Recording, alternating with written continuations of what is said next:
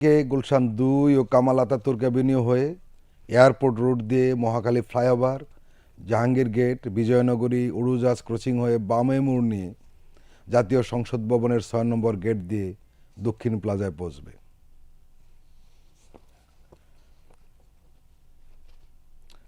গতকাল ডিএমপি জানিয়েছে খালেদা জিয়াকে বহনকারী কনভয়ের যাতায়াতের সময় সংশ্লিষ্ট রাস্তায় যান চলাচল নিয়ন্ত্রিত থাকবে।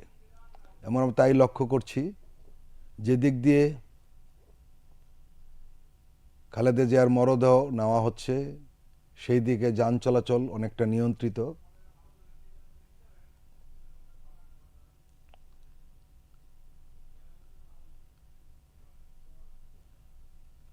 আমরা দেখতে পাচ্ছি আইনশৃঙ্খলা বাহিনী তাদের দায়িত্ব পালন করছেন। কোনোভাবেই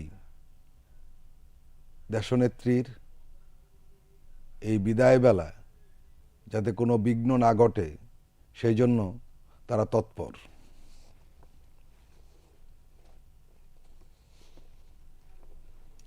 আপনারা জানেন, সাবেক প্রধানমন্ত্রী ও বিএনপির চেয়ারপারসন খালেদা জিয়া চিকিৎসাধীন অবস্থায় মঙ্গলবার ভোরে ঢাকার এবারকেয়ার হাসপাতালে ইন্তেকাল করেন।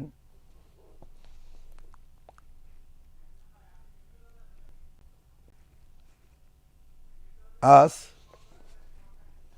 দক্ষিণ প্লাজায় তার জানাজা অনুষ্ঠিত হবে। সেখানে ইমামতি করবেন জাতীয় মসজিদ বাইতুল মোকাররমের খতিব মুফতি আব্দুল মালেক।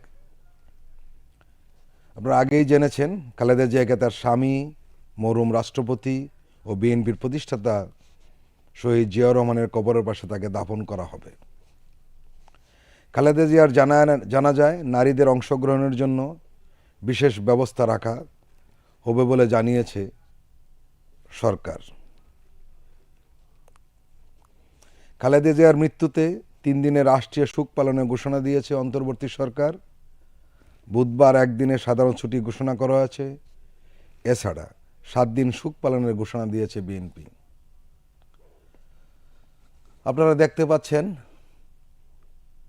বেগম খালেদা জিয়ার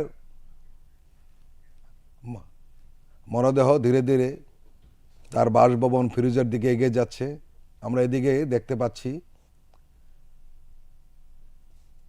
ফিরোজার সামনে